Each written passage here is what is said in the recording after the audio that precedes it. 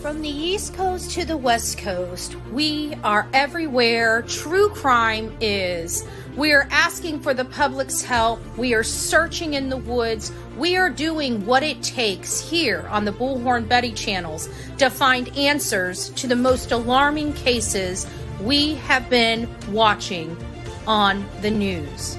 I can tell you personally that I have traveled this entire country seeking these answers and bringing that content right here to you here on the Bullhorn Betty channels and Bullhorn Betty Crimes. We are happy with the work that we've done. We brought many answers to the public, and we have defied mainstream media in our pursuit of the truth in these cases. We will continue to work. We will continue to fight for these victims, and we will continue to tell their stories here on my channels. Welcome to the Bullhorn Betty brand of channels and the Coffee Club. Thank you for your love. Thank you for your support. And more importantly, thank you for allowing me to bring these victims' stories to each and every one of you, advocating for each of these victims. God bless you. God bless America, and more importantly, God bless our victims.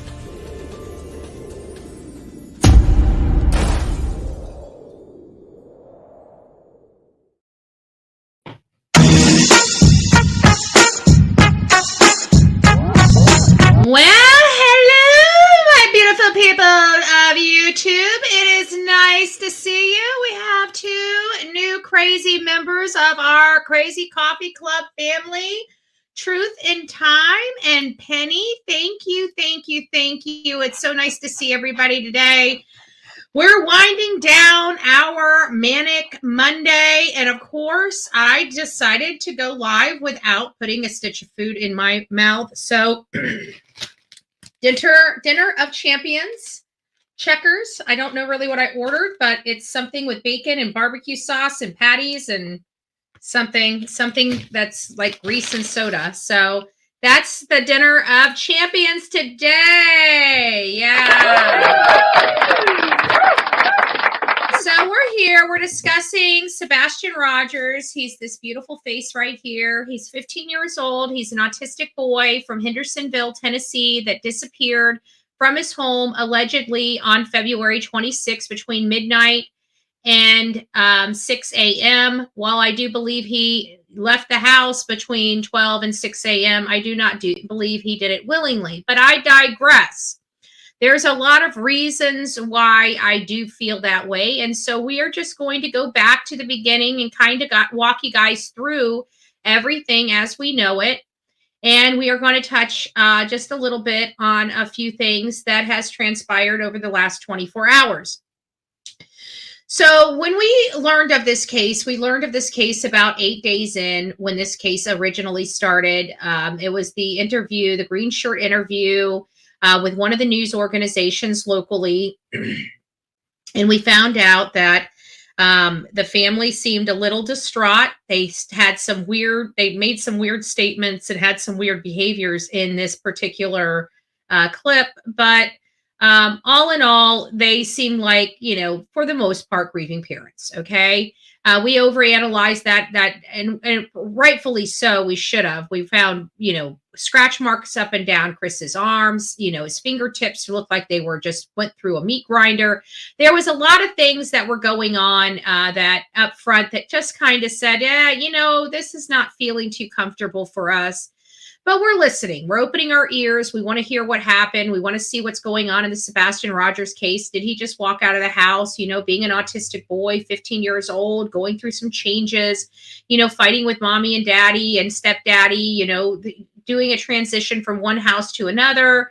It just seemed like things were, a little chaotic, but nothing that a normal family just can't work through. Nothing major. I mean, every family going through divorce has hostility and drama, and anybody that has never been through a divorce probably doesn't know what I'm talking about, and I get it. But in normal life, when people go through the divorce, they have children, it is a, meat grinder contest. That is really what you're going to court for, to beat the crap out of each other lawfully and legally. Give each other a few black eyes in the process, smear each other. And so, you know, a lot of this stuff has nothing to do with why this boy has disappeared, but a lot of stuff was brought up that should not have been, tainting a lot of the public, turning a lot of the public against an innocent father that has been doing everything he can to go out here and find his son. But, you know, either way, those are just our opinions. We needed to get to work. We needed to look in and hone in on what key factors do we need to address. We need to address whether or not he walked out of the house willingly. If he did, why? If he didn't, how did he leave? We needed to address what in Chris and Katie, because they were the two people that were in and around this boy the most, the absolute most, with Chris and Katie. So those are where we start. He disappeared from ground zero, their home, their family home. So the first place that we are going to look in any case is the immediate family. That's mom and dad and stepdad in this case, and of course Seth. We did take a hard look at Seth, but Seth it's kind of hard to look at him too long. He was in jail. Okay, he works in a jail. He works the night shift. During this time from 12 to 6, this man was in a jail on camera, his car locked in a secured parking garage, and he was the only one that has a publicly confirmed polygraph test as passing. Seth is the lowest man on my totem pole of my list of suspects or persons of interest in this matter. So now the next thing is did he walk out of the house? We already went through that. I don't believe he did for a number of reasons, predominantly the statements that Chris and Katie themselves said. They stated that he's never ran away from home. He doesn't like going outside. He doesn't like being dirty. He doesn't leave without his shoes. You know, he doesn't have really any friends. He's got no place to go. He's very sheltered. The bottom line is this kid is very sheltered. He is around a family member at all times. The only time he is left at home is when he comes home from school and Katie's still at work, or he comes home from school and his dad is at work when he's staying at his dad's.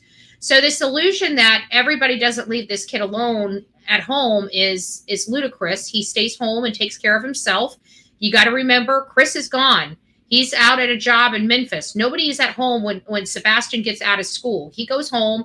He has to take care of himself when he gets home. Obviously, has no problems up until then. Just wanted to settle that down just a little bit as well.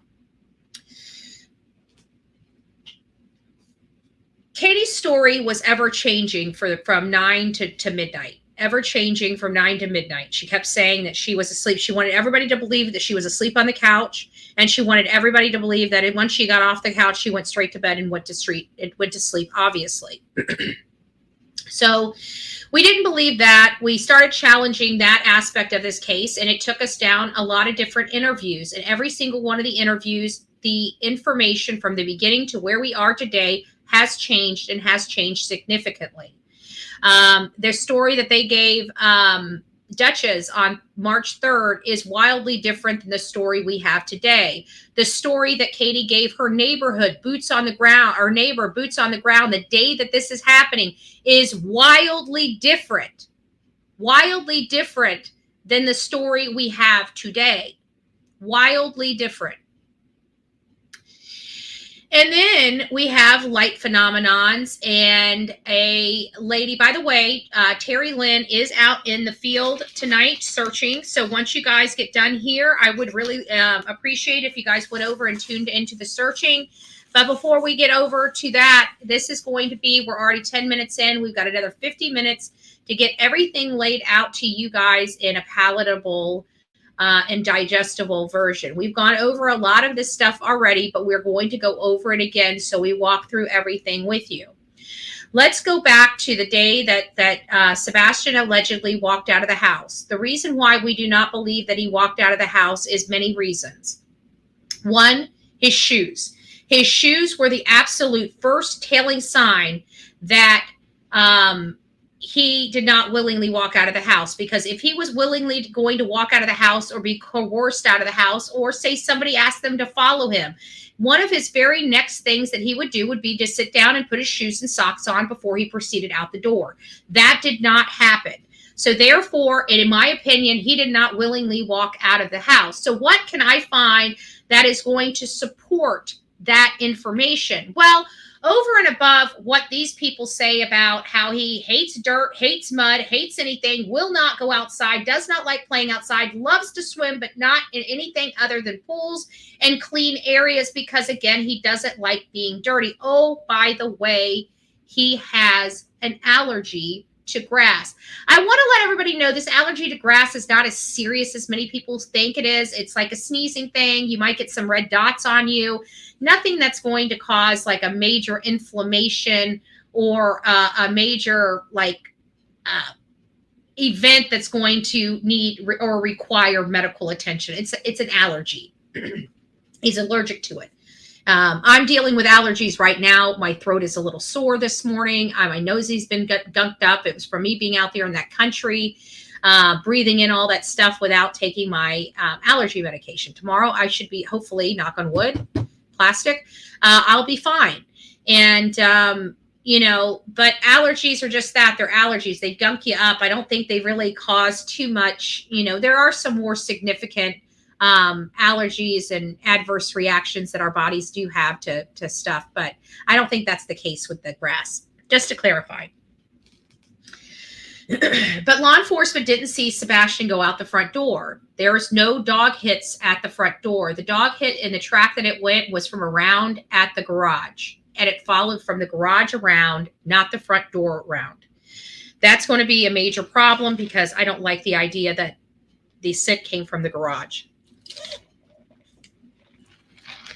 So that's where we are. Then Chris lets his guard down because one of the things that Katie said on the couch, well, one of her stories, the most recent story that I think they're kind of sticking with right now is that Katie told Sebastian to go to bed around 9 o'clock. She was on the couch, kind of dozing in and out, and around 9:43, she calls Chris, her husband, Chris Proudfoot, and they stay on the phone a significant amount of time. It sounds like while she was on the phone, the significant amount of time, she was reading a chapter for school while carrying on the conversation with her husband and dozing off all at the same time. It is believed that she was dozed off around 10 p.m., only 16 minutes after she called her husband. 16 to 17 minutes after she called her husband, she's falling asleep on the couch, and he stays on the phone with her for a significant number of hours before he finally decides to scream through the phone and wake her up off the couch, where she immediately proceeds to put the dogs away in their cage and head off to bed and go to sleep by 9 o'clock or by midnight. And she was asleep at midnight, obviously. So when did Sebastian leave and how did he leave? According to Chris and Katie, the whole entire house was locked. All their windows were locked. All their doors were locked. There was only two ways out, according to them, that Sebastian would have taken, but only one way that he is known to take religiously, and that is at the front door. The front door was not fingerprinted, so there's no way to tell whether or not Sebastian went through that door, but the dogs did not hit at that door. They hit at the garage. Chris relaxed and accidentally said that Katie sleeps with the dogs in the bed when he's not there. However, this particular night, the weird thing of Katie putting the dogs in their kennel when they don't normally go in the kennel when he is out of town happened that night, which is another red flag for me. Chris also, in another interview, after being very calm, cool, and collected, being very comfortable on this particular channel, he makes a fatal slip. And one of those is that Katie sleeps with the dogs. The other fatal slip that he made on this particular, I don't know if it was the same creator. I have to think about it. It might have been the same creator.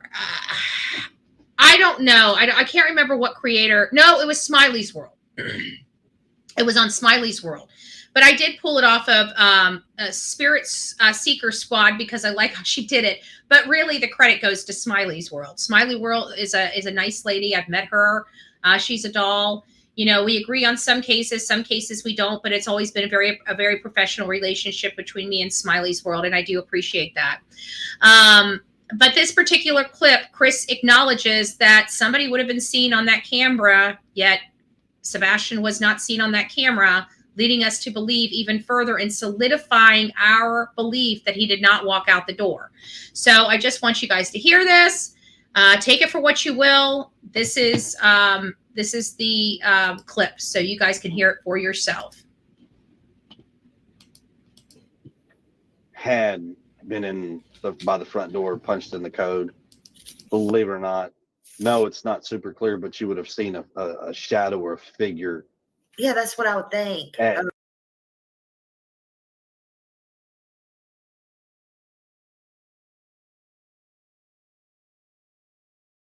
Sorry, I didn't realize I'm muted. This is related to him coming into the house. So they're saying if somebody was trying to break into the house to get Sebastian out, it would have been picked up on the camera. Well, that applies with somebody going out the door as well, guys. So let's finish listening. And based on, something would have been visible because one of the lights is still visible from that Ring camera from across the street. Yeah. Whoa.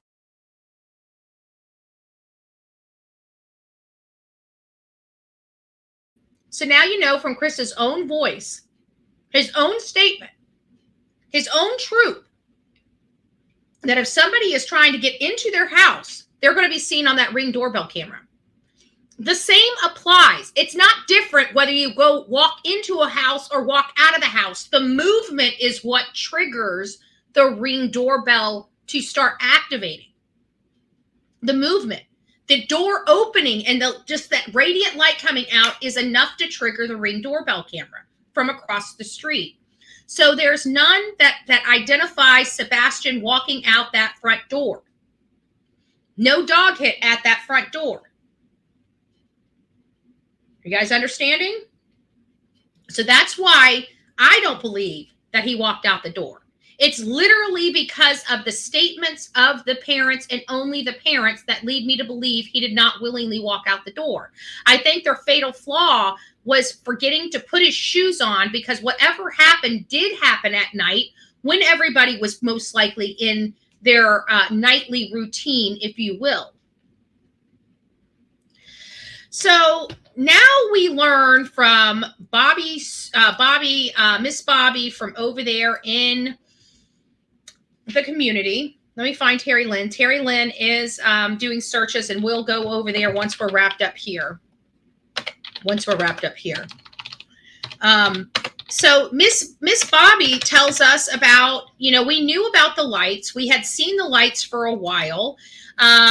We were very interested in hearing about the lights on the outside and the path that they went. We were very surprised to learn that those lights that Nick Barris brought to us actually went to a parked car.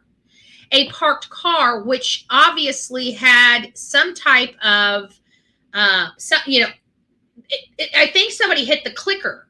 I think that's what happened. Somebody hit the clicker, and it made the lights come on the property. Give me a second, guys. I got to find, there it is.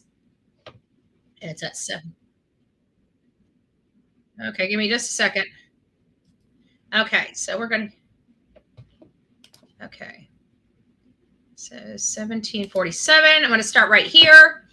We're going to listen to this. This is Miss Bobby. This is going to take us into kind of our next slides. I'm going to start showing you the light sources. I'm sourcing all of this information for you. This stuff is coming from credible places and people we know that have knowledge, and we know where the footage came from.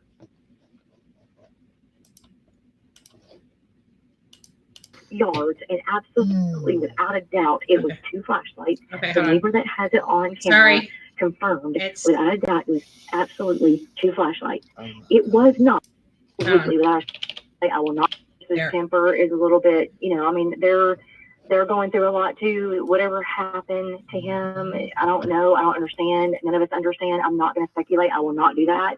That is not my place. No, leave that to me. That's not my job. Just leave it to me. I'll do it for you. Okay. Do you know anything about a car? I mean, we all. A car. Oh yeah, well that was part of what I talked about on. I haven't listened to it yet. Okay, there was absolutely for sure, absolutely without a shadow of a doubt. It's on a neighbor's camera that there was a car on our road, on my road. Right. There was a car. I don't know anything about the car. I don't know. Nobody ever told me what it looked like or anything like that. But there was a car on my road around 3:30, 4 o'clock ish in the morning.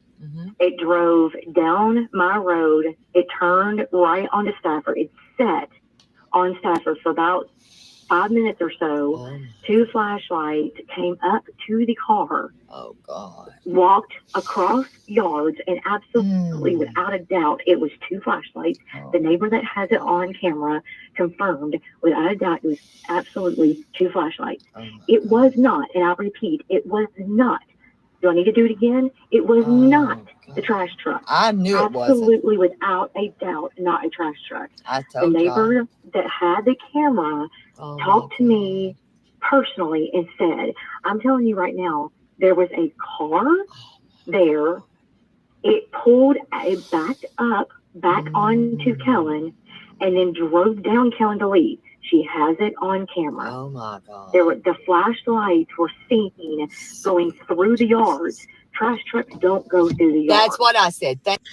So you guys are getting the gist, okay?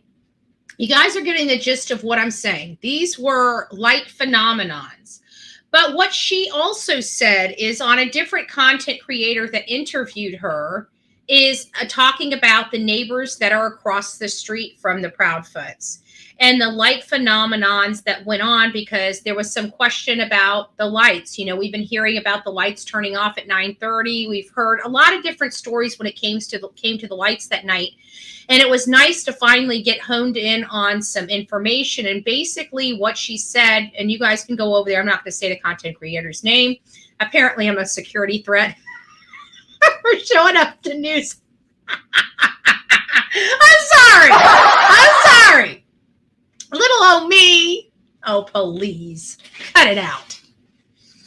And so anyway, I'm sorry, can't get past that. So anyway, she says that the neighbor across the street, you know, the lights went up and down. They went off at 9:30ish, and they came on periodically and went off at 11:30. That was the last time that those lights went off, right? And so they say that in this camera footage, you can't see it, but you can see movement, kind of like the flashlights. I'm sure it's something like that. You don't really see anything. You just see a figure. And you see this figure going to the back bedroom where the lights go off. And then she describes something where the house goes dark, completely dark, just a few moments later. And then that's it. You see the silhouette kind of in the front window, like creep vibes all day long coming from inside the Proudfoot home. And then just a little while later, you start seeing these flashlight phenomenons going on the outside of their outside of their house. And what we didn't have, the missing piece, was those light sources going to a vehicle that ended up lighting up. That instant light was not floodlights. It was a car. It was a car. So now we have an unknown car, flashlights going from the Proudfoot, from the direction of the Proudfoot home to this vehicle. Now, this is where we're going to start getting into the vehicle. Let me see if this is it.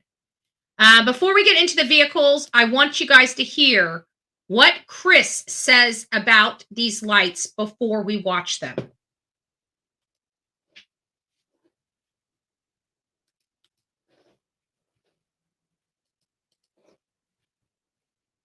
One other question I have is recently Channel 5 in Nashville, they had security footage that showed 2 flashlights the night he disappeared. Is there anything that you think about this video? Or Sure. So there's a lot of speculations about that video that are floating on the internet.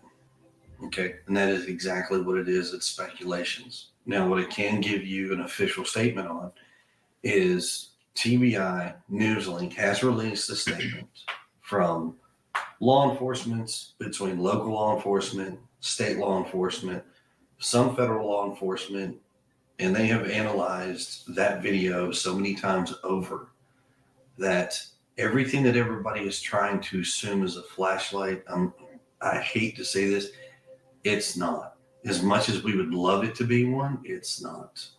I'm not going to go into details as far as where that video is shot from, but I can tell you, as the parents, we have seen the video firsthand from law enforcement. We know exactly where it was taken from. So do we. So do we, Bob. So do we. And they know their property better than anybody else. They knew damn well that those were not trucks. Guidance, one of our mods here, one of our beautiful mods. She's been dealing with sick children and everything like that. She prepared an overlay. This is her channel. I just dropped it. Oops, we're moving too fast. Sorry about that. I just dropped it here. If you guys would like to go over and sub her up, she does great work. She's also on our team as well as Justice for All. And so I wanted you guys to see this overlay. This kind of just really does hone in on the information. She's going to show you the proximity. I can't really get it any bigger than this. I'm sorry about that. So if you guys do have problems seeing it, you might want to blow it up on your screen. I'm going to put it on the big screen so you guys have a better opportunity to see it. But don't worry if you miss something. We will go back to it. Just watch it through. She worked very hard on this, and it turned out very well. But she shows you where the cameras are. She shows you where the retaining ponds are. She shows you, yeah, everything. Still a work in progress, but just wanted to see a closer focal point of what we might be seeing in that video that Nick Barris sent. Let me know your thoughts, comment below, and look forward to seeing you more. Have a great day, y'all. And let's bring Sebastian home.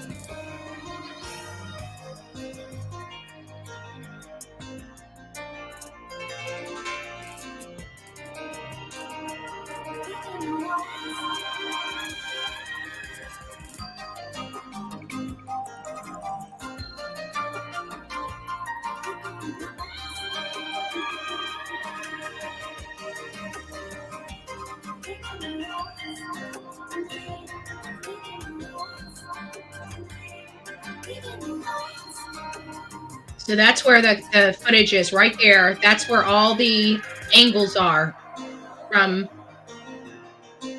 That's the Proudfoot home. It shows you the trajectory, the distance from that to the retaining pond. There's the construction site there.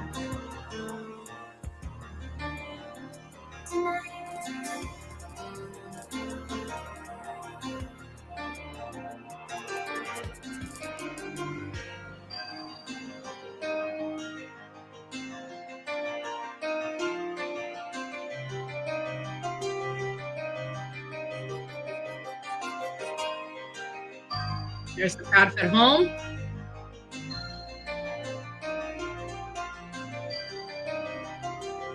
I think she's going over the retaining pond right now.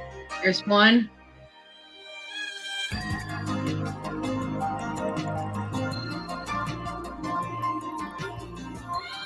Right there is where all the light activity was going on. And don't worry here, this will be blown up shortly into a larger format for you guys to see. you'll be able to see, and I'll point out to you guys where the light sources are on this video. They're going to be right up in here in this area on this one, but it's going to be blown up here in just a second.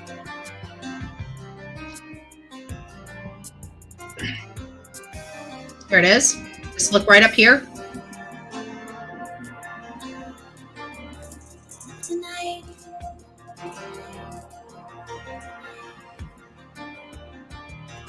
There it is, right there, and it's moving. See it walking? It's moving across the common area.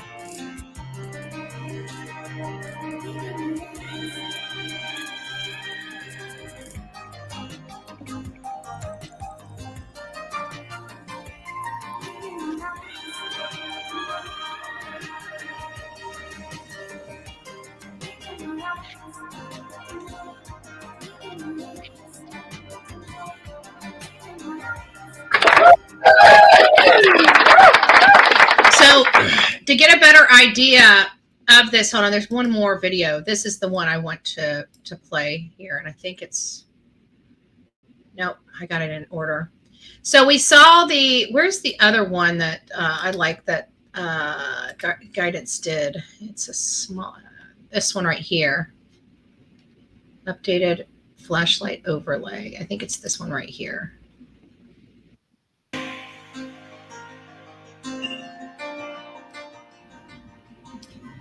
So this is a larger footage for you. You're going to be staying right in this area here. See it moving?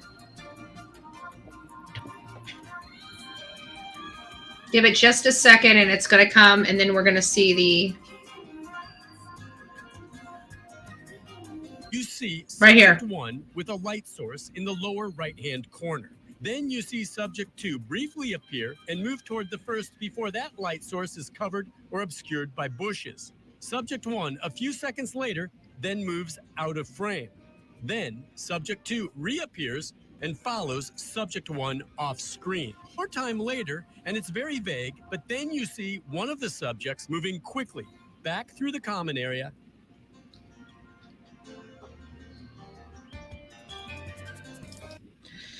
And then we're going to go over to bed crime stories because this is where we see the car. This is where we see the car. So I want you guys to hear this little aspect of it. Let me find it.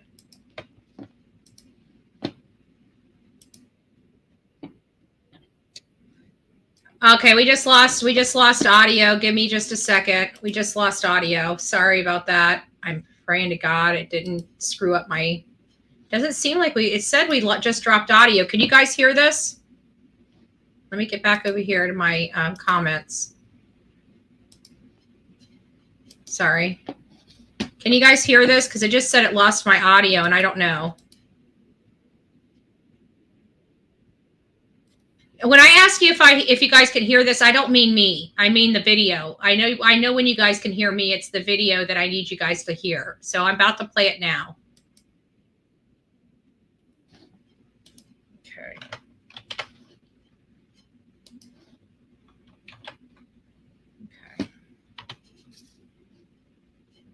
Can you guys hear this? Give it a second. Okay. It's not playing at the moment. Just give it a second. I'll let you know what I need, you guys. Say my sound card's all hooked up.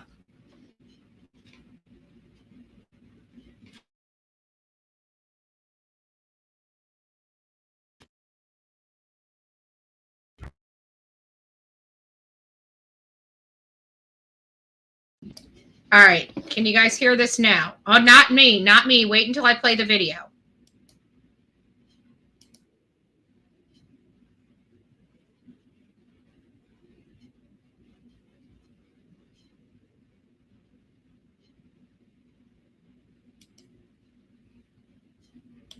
No?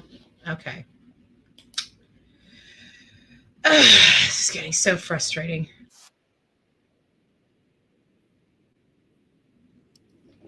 Hold on a second.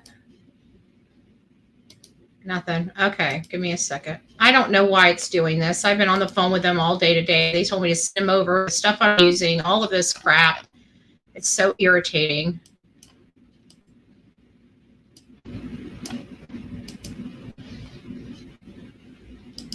All right. The only thing I try is this, and if it doesn't work, I don't know. Can you guys hear it now?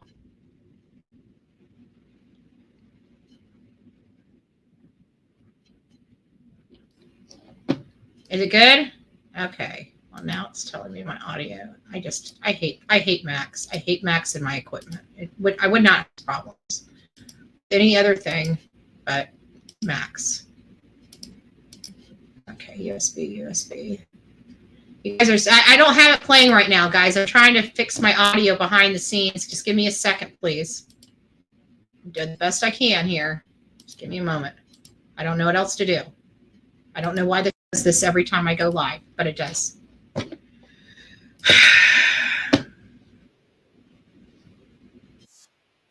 you guys hear that?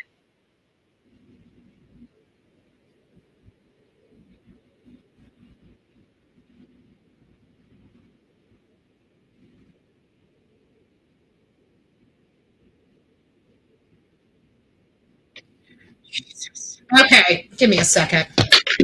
This is so fucking irritating. Most irritating thing I've ever dealt with is this crap right here with StreamYard.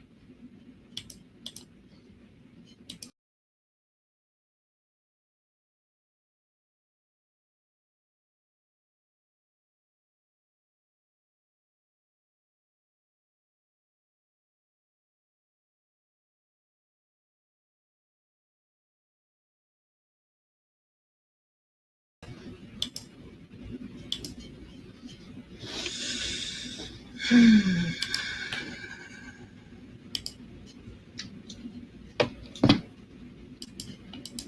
right, hopefully we get it this time. I don't know. I'll play it on my freaking phone if I have to.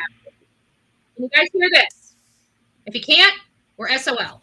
Moving on to the 19-second video. This video clip is the full frame of the flashlights 1 and 2 video. The yellow circle on the diagram represents the 2 lights that the Nick Barris video are zoomed in on. This lady thinks there's only 1 moving light. Let's play that one.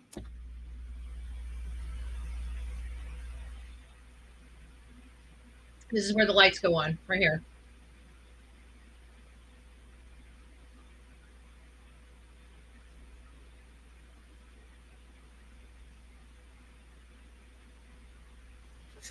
You should look toward the lower right side of the screen for a tiny dot that represents what this lady believes is 1 flashlight, not Right 2. I'm going to play it again for you. This is not the one I want. I want the one with the car.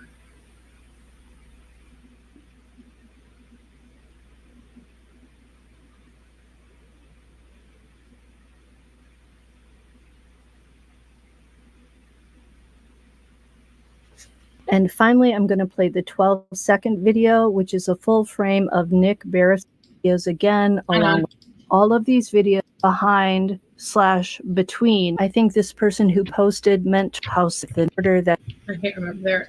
There it is, right there. There's the car. And those came with the lights. The light source walked to this car. So again, without all the audio issues, sorry about that. I don't know what's going on with StreamYard. It does it to me literally every show anymore. I can't get past it, no matter how I hook this stuff up.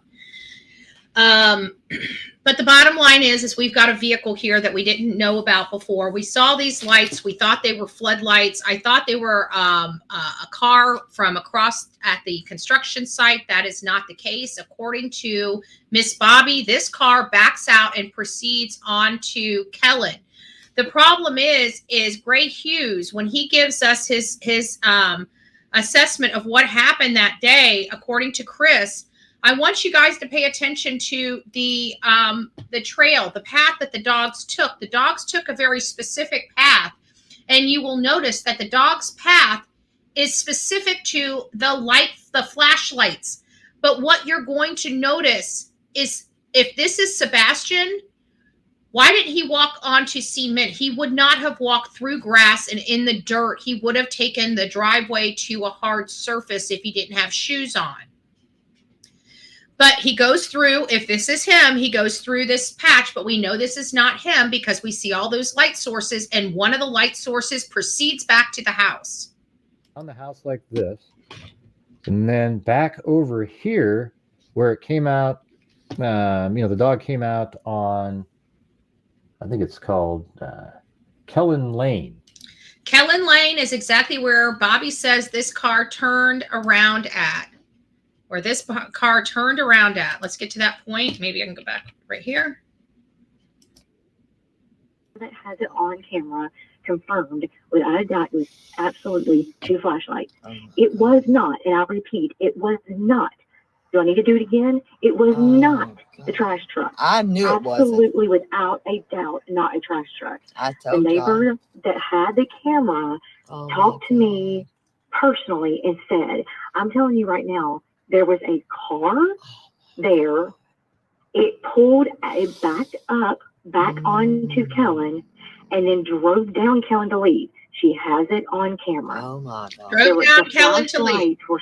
So when we come over here to Gray Hughes' map, we see, based on what she says, we saw the light sources in Nick Barris's camera go in this area to the car here.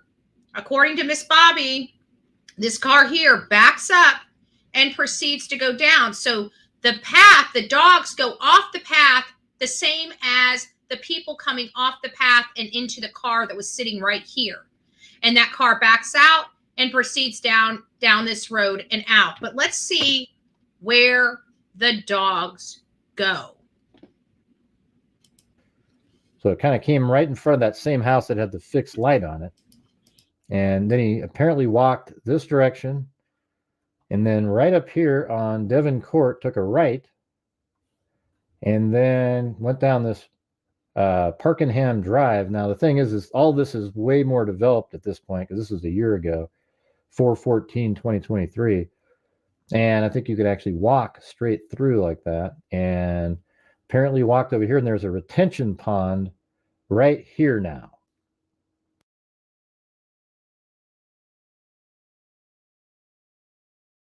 Now you guys have an understanding. These dogs followed the path of the people with the lights that went to the car and then proceeded to follow the car. I guarantee that anonymous car that's in this video right here, the car, I guarantee that is the car that drove from the area over to the construction site. Did they wash their hands in the retention pond? Is that why the dog took a dive in there? Did they throw something away? Did they throw away cleaning materials? Did they throw away cleaning rags? Did they get rid of them in the garbage dumpster? What did law enforcement really find when they were looking in the dumpster? I don't know if they were necessarily looking for Sebastian. They may have been looking for evidence that was thrown away in that dumpster. They may have very well found evidence that was thrown away in that dumpster. But I truly believe that dumpster was driven to by whatever car was here. And I just lost my, okay guys, I'm gonna turn my,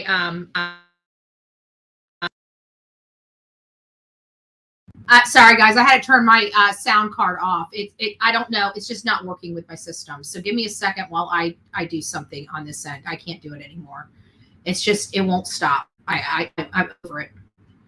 So we're going to go back. I'm not going to be able to have any more equipment in here because it just keeps dropping my equipment and there's nothing I can do about it. So literally nothing I can do about it at this point. So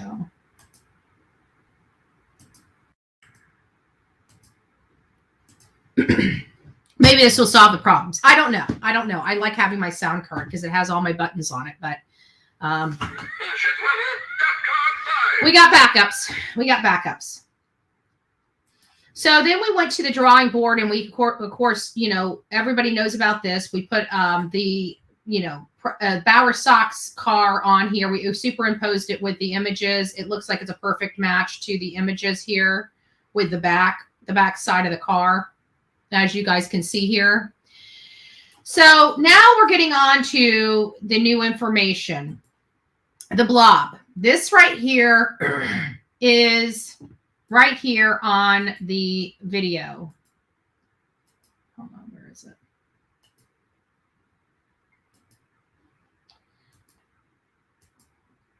Let me find it. Hold on.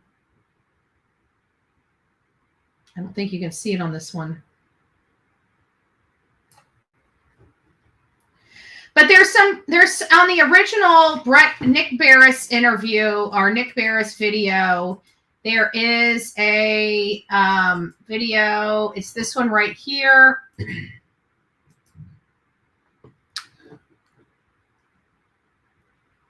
me get this bigger. This right here, over here, is where the ruckus video was taken. Okay?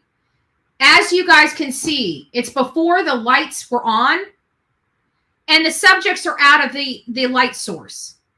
There's no way that what's going on over here, the ruckus video, is any way related to them. I think this is a light source, and I think it's either bushes or trees that's making the movement over here on this area. But this is where the ruckus video came. Clearly, they're not at any light source that could produce any type of imagery over here.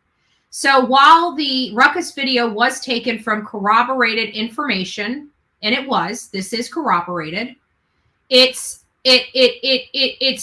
doesn't bode with the evidence, because they're way over here. They would not be reflecting way over here. Okay, you guys see that? So now we resolved the ruckus video. Okay, there's no way that these people are struggling with someone over here when they're over here.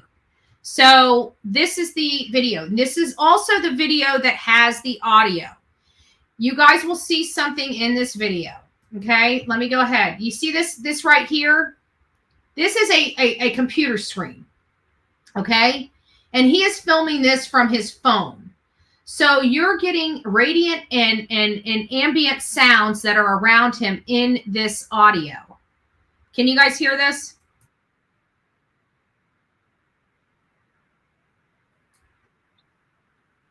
You can even hear him like moving his lips. Like I can hear him smacking, like, like that, doing something like that.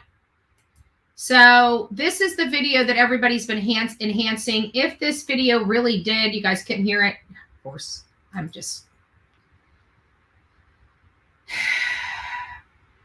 don't know what to do. So it doesn't matter. This does have a little sound, but it's not the sound that you think it is. This is Nick Barris's video, but it's from his phone. So I think the sounds that you guys are getting. Okay.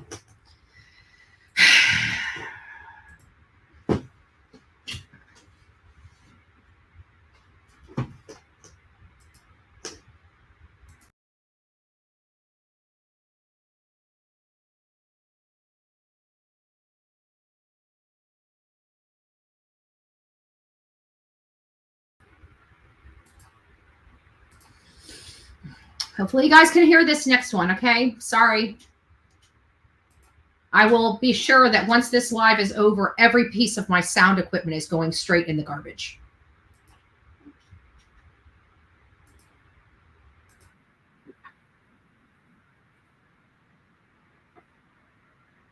This is the video that had audio. I don't know if you guys can hear that buzzing behind it, but that is the audio picked up from his cell phone. So now this resolves the audio stuff going around. It's all coming from Nick Barris. It's just people were misinterpreting some of the stuff. Like they're thinking this is the camera and audio stuff. There's nothing really here, guys.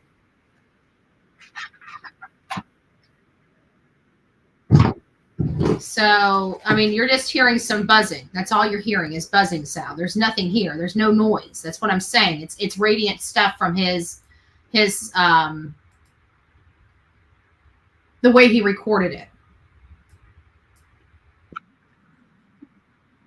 February 26th, around 3:10 a.m. Now, there are no street lights in the Stafford Court neighborhood, so it is at night, pitch black. What you will see here are these 2 points of light believed to be people with flashlights in the area around Sebastian Rogers' Hendersonville home.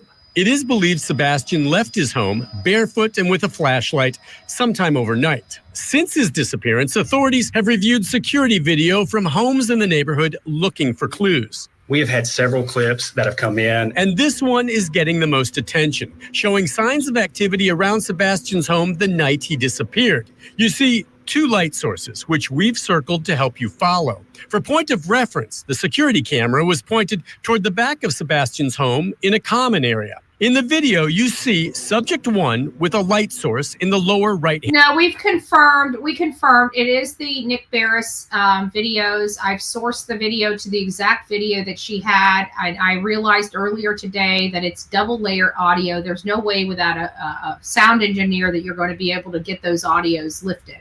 So people are listening to, you know, I don't think the original video had audio. Or if it did, when he was recording it from his phone, he would have been picking up radiant audio from his cell phone microphone. There's no way to separate those. You have no way of separating those.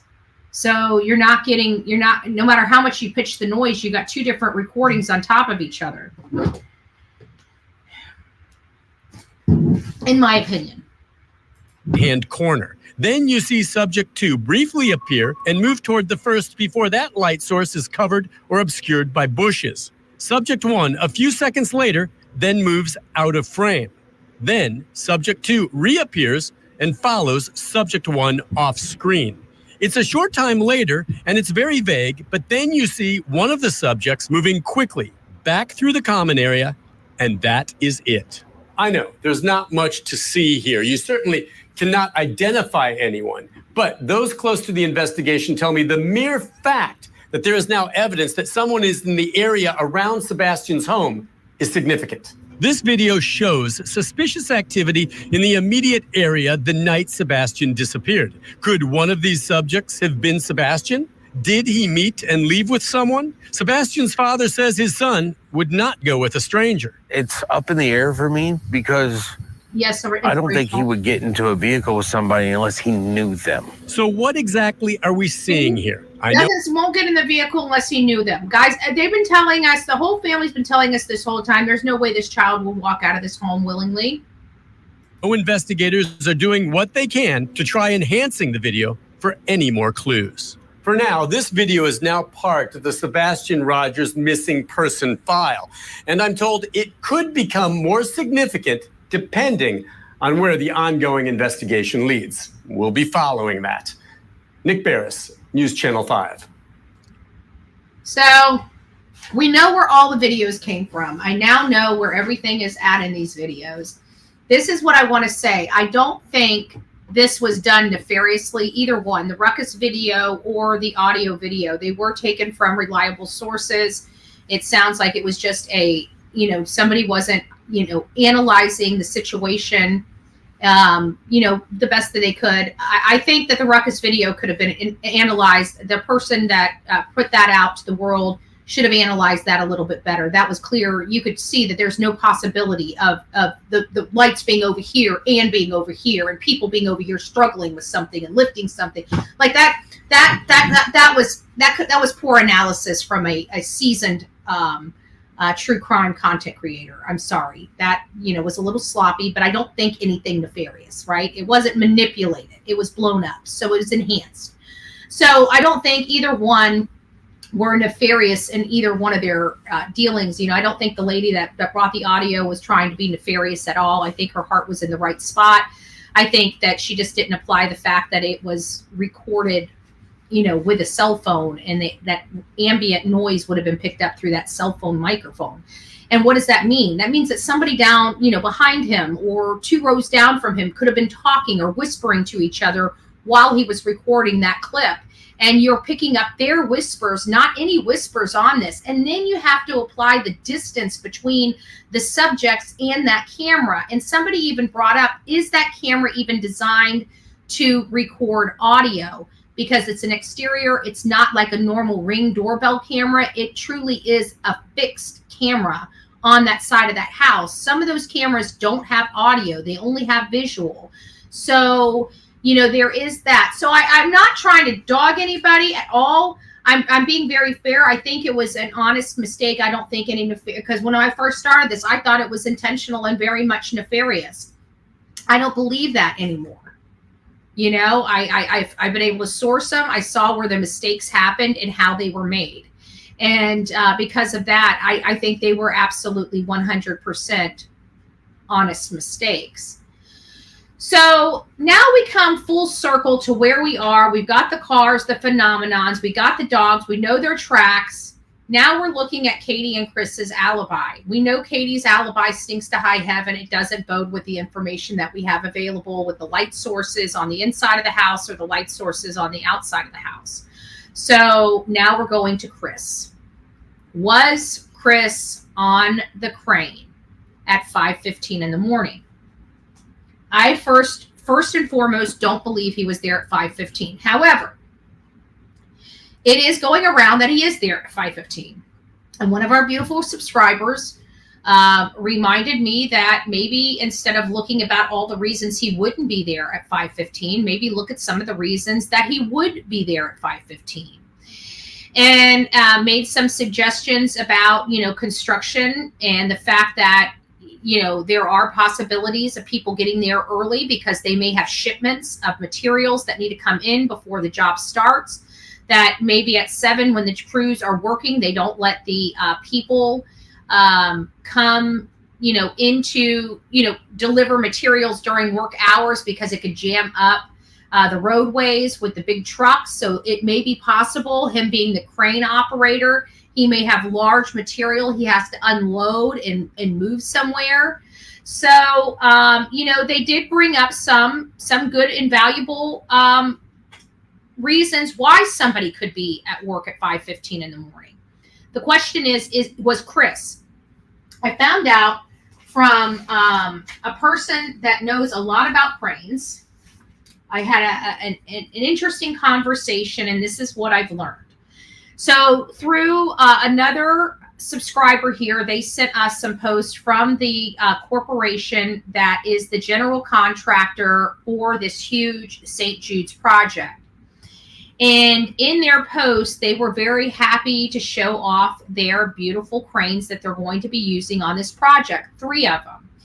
And they're 630 HCT, HS, I don't remember what it is. It's something HG dash something or something. And I had it pulled up, and I could tell you if I looked to my phone. And I'm finding out that these are, the load on this is about 88,000 pounds. 88,000 pounds is basically the load that it can carry, the top load. One thing I learned about these particular tower cranes, this is a smaller one of the tower cranes. This is about a 40 to 45 ton crane. It's a baby crane, which is why we have the baby on the thumbnail. There was a reason for it.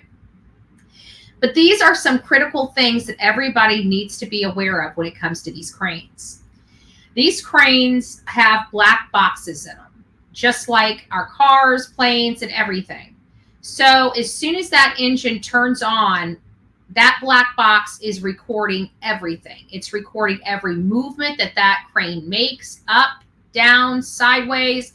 It's recording literally every movement, button, even the weight of the stuff they're lifting. It's measuring that. That's LMI, which is load measurement indicator. And I also learned this key and critical factor for real. These have sensors in the seat. So as soon as his rear end sat in that seat on the crane, it recorded it. So law enforcement literally can go to his crane, look at the data, and find out the exact moment he sat his happy bootay in that seat. One of our subs said that they called and spoke to somebody, and that they said that the construction is going on 24/7, 24 hours a day, 7 days a week. And I had to question that. And I don't know if they're just giving bad information or not, but I did have to question that because somebody sent me another content creator's video, which I really could care less to watch that particular creator, but nonetheless, they sent me the video. And I fast forwarded since he was already out there. And since he's a security threat, I figured I should let him go out first. But he was out there at night. There was no work going on. There was no cranes being moved. It wasn't lit up like a Christmas tree. You didn't hear people moving about there. So I had to question. I'm like, are you sure? Because I had just watched that video, and I absolutely know. I don't know what day he was out there. I don't know what night it was. I don't know what time it was when he was out there. I don't know. I just know when he was out there, there was no work being done on that project, and the gates were locked and closed. So we definitely don't have work being conducted around the clock there, because I've got a corroborated video being out in front of there and no work being conducted and nobody on the job site at that time. So I'm interested in that. CP paid them to say it. He probably did. But that's why I don't listen to people. I think we need to call the county or the city where that project's being done, and ask the city that, I wouldn't call the hospital. The hospital don't know crap. Trust me. You know what? The hospital does hospital things. Unless you're getting to a main person in charge, a head honcho, which you ain't going to get through to, you don't know squat about that. And no employee knows what's going on out there. You know what they know? They know construction started this day and it should be ending this day. That's what they're told. They know nothing about the construction. So if you want to know what the comings and goings of when they're supposed to be there, when they're not allowed to be there, their quiet time, what the rules are, you need to reach out to the city of Memphis. That's where you're going to get your information.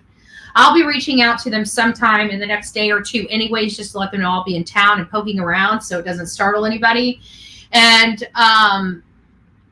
then I'll ask if I'm talking to, that's usually the police department, not really the city. So if anybody wants to reach out to the city of Memphis to ask the quiet time ordinances and if it applies to St. Jude's.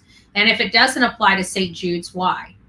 And then we can at least start closing that worry box. We did find somebody in here that I trust did say that Terry Lynn was able to make it over from Hendersonville over to Memphis on the back roads and saved an hour of time.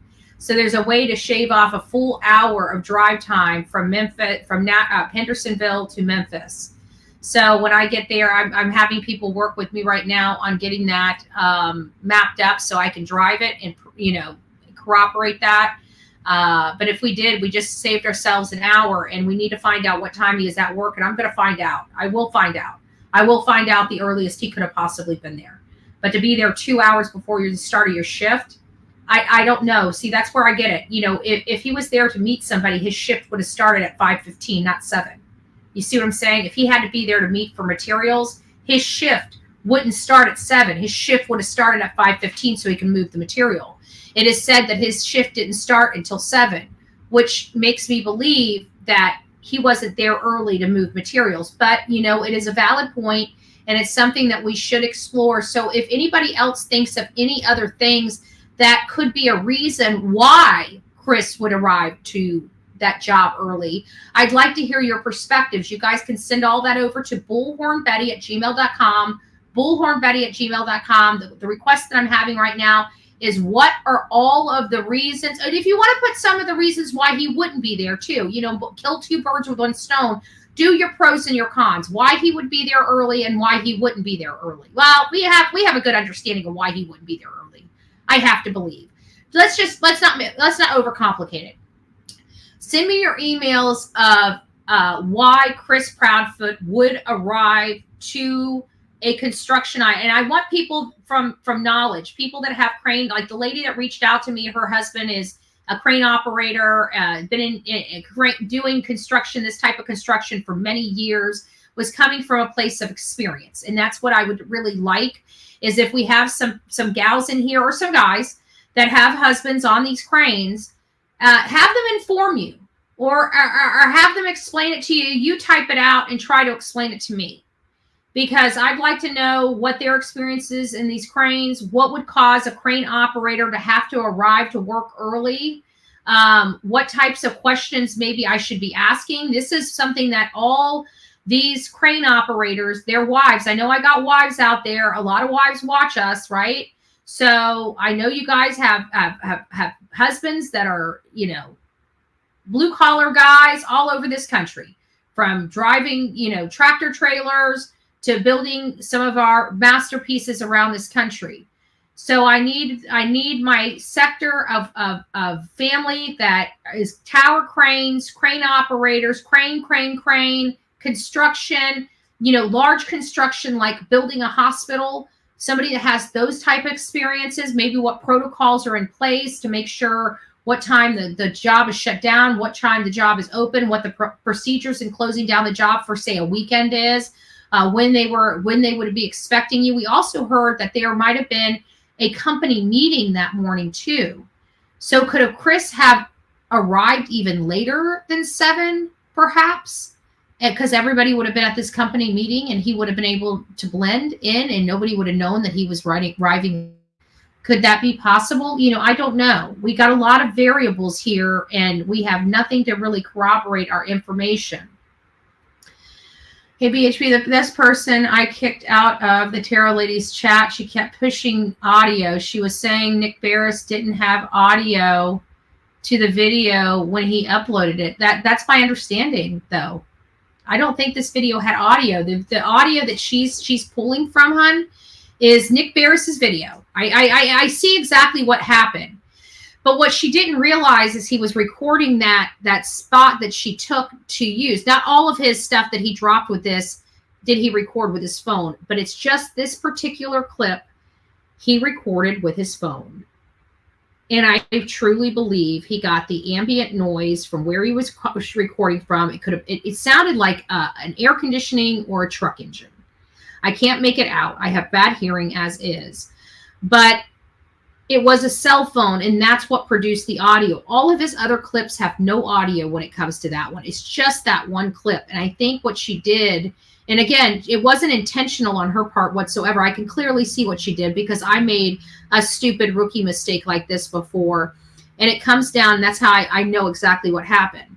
It comes down to the fact that that was recorded. Even if there was an underlying recording on it, it would have been, you wouldn't even be able to hear it because you would have had the radiant noise that overtook that with the mic on his cell phone. And so it's picking up all types of radiant noises in his room. Every time he moves, creaks, you know, you're getting even his clothes moving in that recording. You're not realizing it. So, yeah, I don't think that's really her, but we'll ban that one anyways. I don't think that would be her because she doesn't want to. She would never want to. JLR, you might want to come get your tramp. She's peeing all over my chat. You know, I doubt it's her, but I'm sure she's got better things to do with her time than be jelly all over me. You know, trust me, what she's got, I don't want. I'd like her to. I appreciate her being sloppy seconds. Sorry, never me. They can get a variance, I believe, for the concrete no Sundays. Yeah, but I don't think he has no hand. I don't think he has a hand in pouring concrete because he's a crane operator. That's a whole different. Seems like it would be a whole different section of people that would handle that. So he's only there for crane work. He doesn't do concrete work. He doesn't do electrical work. He doesn't do plumbing work. He's literally there to literally lift stuff from the ground up to where it needs and pivot and put it down. That's what his job is all day long. Picking up, dropping off, picking up, dropping off, picking up, dropping off. This is his job all day long. It's what he does in the crane. There's 3 cranes out there. I don't know which one is his. So that's really all I have to present to you. We need to get to we're getting now into Chris's timeline. I really believe he came back. We need to find how he made it back.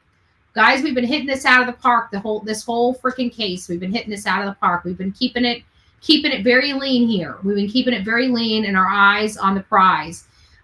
We need to fill in these gaps. We can fill in these gaps. Once we get these gaps filled in, this case may actually lead us into a direction, because that is really what we need. We need the direction. I don't know where Sebastian is. I'm praying to God some of this information will help lead to his finding. So I know law enforcement has a lot.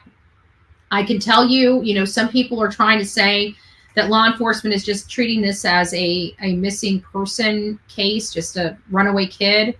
I can tell you 100% certainty, 100% certainty, law enforcement is not taking this case as a missing person child. Okay? And they are absolutely, without a doubt, taking this case very seriously. Very, very, very seriously. So, shoveling holes and getting concrete ready. Yeah, I mean, maybe there's possible. He did disappear for 17 hours. Is it a shorter distance to the job from the house to the campsite? The campsite's 22 minutes away from the job. It takes roughly about the same amount of time to get to one place than the other. If you go straight to the Yogi, I think he would have had time to drop something off at his campsite and make it to work on time. But we need to identify when he could have reasonably been at work. What's the earliest he could have been at work? I want to see what that job site looks like at 5:15 in the morning. That'll solve all of our problems. Whatever that job site looks like at 5:15 in the morning, I have to believe it. I have to believe it. So I don't know. I really don't. Did I just see? Sorry, I'm popping over here to see if that's really Seth, because I can't. It takes me forever to find out. I just saw Seth in here. Can somebody check to make sure? I can't see on my end if that's him.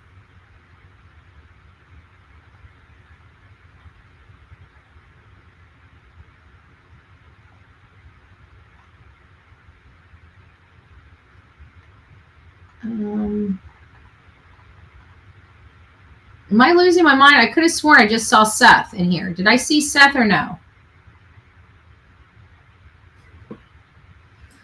Okay.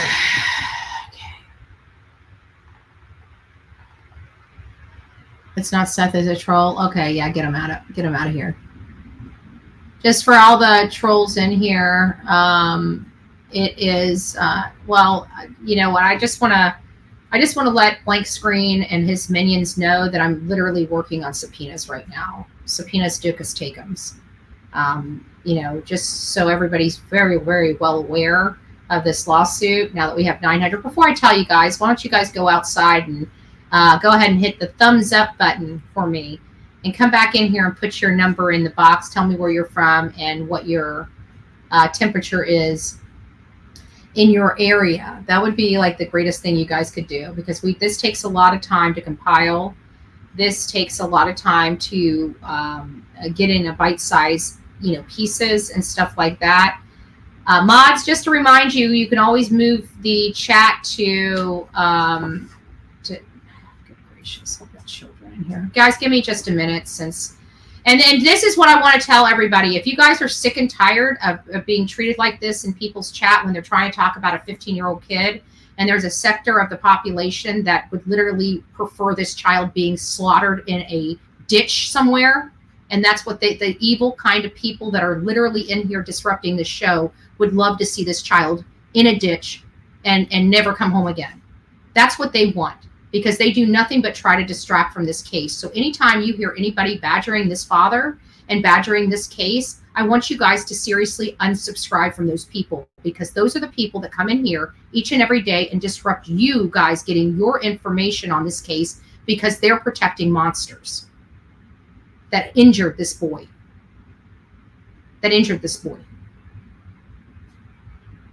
So please do your part and literally go through your trash channels and dump them.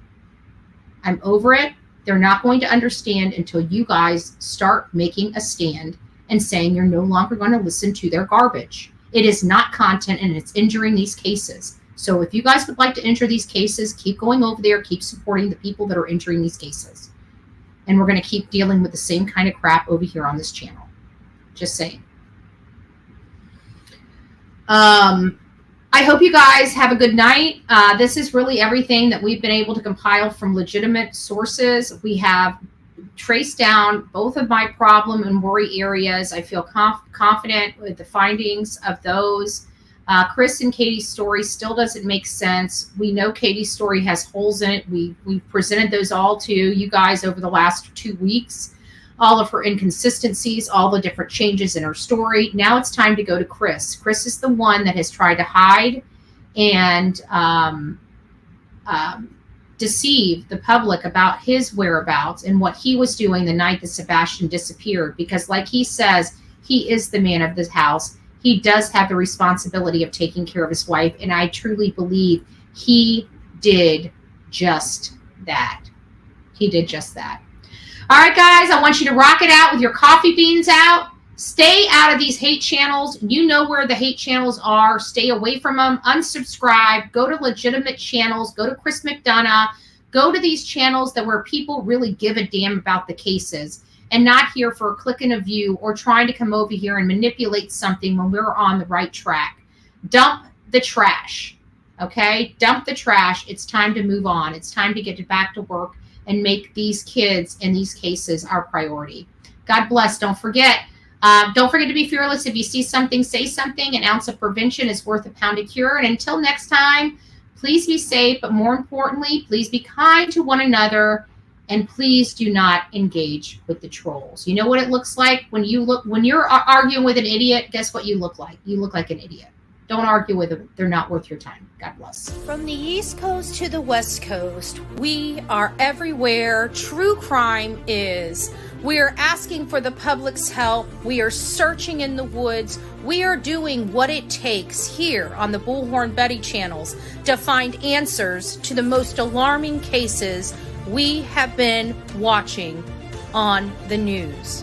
I can tell you personally that I have traveled this entire country seeking these answers and bringing that content right here to you here on the Bullhorn Betty channels and Bullhorn Betty Crime Stories. We are happy with the work that we've done. We brought many answers to the public, and we have defied mainstream media in our pursuit of the truth in these cases. We will continue to work. We will continue to fight for these victims, and we will continue to tell their stories here on my channels. Welcome to the Bullhorn Betty brand of channels and the Coffee Club. Thank you for your love. Thank you for your support. And more importantly, thank you for allowing me to bring these victims' stories to each and every one of you, advocating for each of these victims. God bless you. God bless America. And more importantly, God bless our victims.